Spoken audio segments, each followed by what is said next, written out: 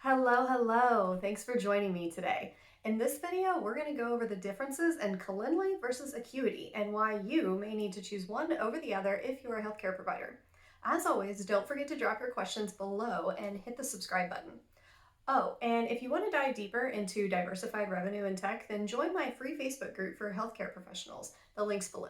Okay, now let's dive in. Okay, so let's first start with taking a look at the pricing differences because let's get real, the pricing is really what drives what we choose a lot of times. So taking a look at Calendly, they have a basic, essential, professional, and teams version, the most being $16 per person, which is a pretty reasonable option. You can always start with the always free version. Now, here's the differences in the plans. If you have more than one on your team, then you may want to do one of the higher price plans other than the free version. That doesn't mean you can't give your team your login information, but if they're going to be needing their own, you're going to have to pay for it. Also, creating one-offs. So this is a question a lot of people have sometimes. If you have a meeting or a schedule set up and it just doesn't work for the person you're trying to schedule with, so you need to go in and add in some options where you're available, but it may not be readily available on your schedule, then you can click on those areas and send them a link to schedule during one of those times. Now, we're going to fully go over that in one of the next videos where I do a full breakdown of how to set these programs up. I just wanted to mention that if you're going to be doing a lot of that, then you will need to do a paid plan. Group events are also paid plans. Email reminders and text reminders are paid plans. Let's see. Customizations. People ask about customizations a lot of times, but however, no one really cares if it says Calendly on there or if you can change the colors of it. People really just want to know what you're doing and when can they schedule. Integrations is a big one because you want all your tech to work and play well together. So Calendly has a ton of different tech that they work with. Now, if you're using Zapier or Zapier, however you pronounce it, you're going to want to pay for this option because that's how you get it to communicate with all your other things. Zoom and all your other video type meeting places are going to be free on every plan. If you're using something like HubSpot or MailChimp that you want to connect, those are going to be paid plans as well. So most likely you're going to be dealing with Stripe or PayPal, and those are going to be required on the higher up plan. And I think this plan was the $12 a month. Yep, $12 a month professional plan. So that's still not too bad when you're talking about all the things that it can do. And it also integrates with Google Analytics, so you can see your click-through rates, Facebook Pixel. So if you have a Facebook ad running, you can know how many people click on that ad and go straight to your scheduling page. And you can also integrate it with Gmail and Outlook. Those are going to be some of the most important things with Calendly. Now let's click over and look at Acuity. Acuity does have a free option. However, I have no idea why it is not listed here. I do have the free option, and it's pretty limited, I will tell you that. And it's the same as Calendly. You cannot take payments with the free option, and there's a lot of other limitations to it. So Acuity is a little more expensive. It's $14 a month for emerging, $23 for growing, and $45 for powerhouse. Most likely you will be fine with the $14 a month. However, let's go through it real quick. So client scheduling and all that is totally fine.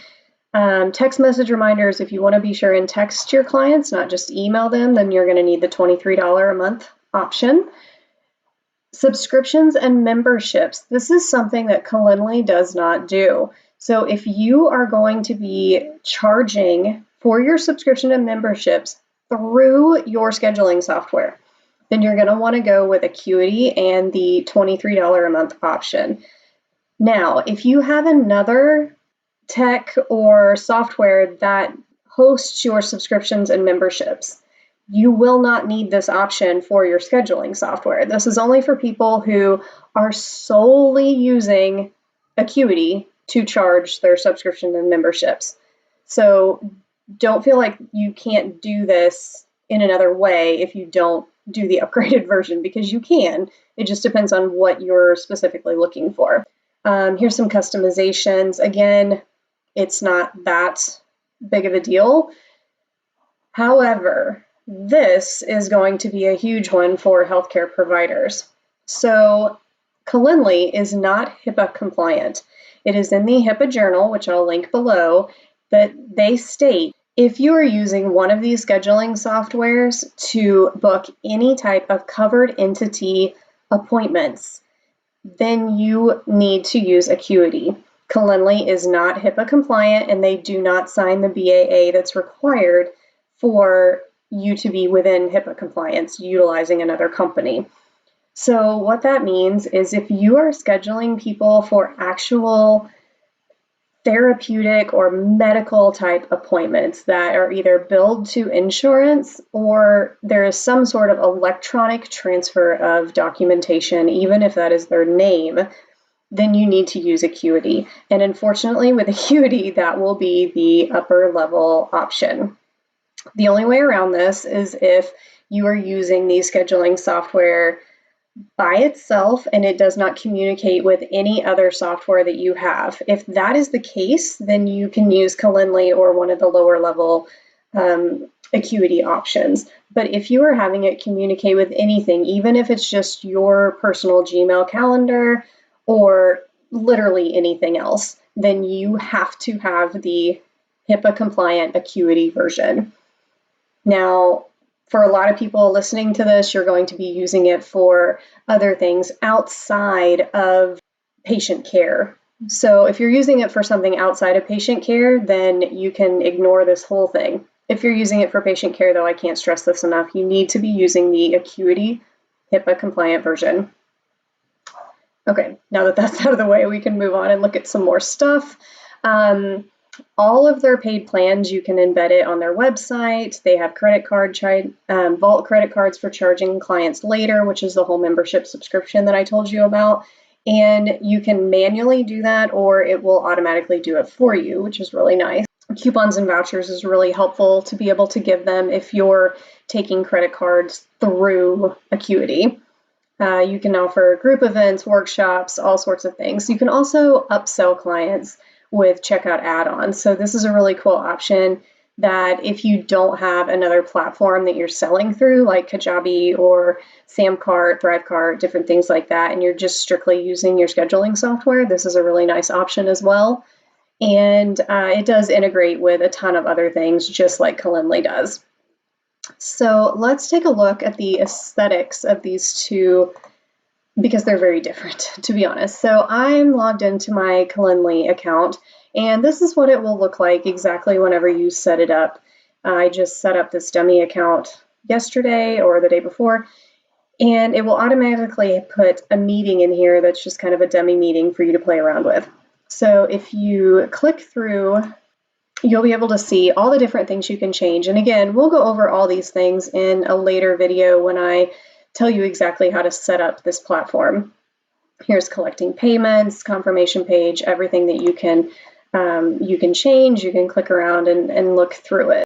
It has a lot easier view when you're working with things. It's a lot easier to set up, and it's more aesthetically pleasing, that's for sure. So if we go back to where we were, you can see what this event actually looks like when a client clicks through to it. All right, so we're back at our main page, and if you click View Booking Page, it'll let you see this is what clients will actually see whenever they go to this page. So you can book a 30-minute meeting with me for $50. Here's all the days and times that I'm available. So if I click on a day, it's going to give you all the times. And you click through, confirm, they enter all their details, schedule event. Payments right there. This is super easy for clients to do. It integrates with everything. It does integrate with your Google Calendar. If you use Google Calendar, I believe it integrates with some other calendars as well.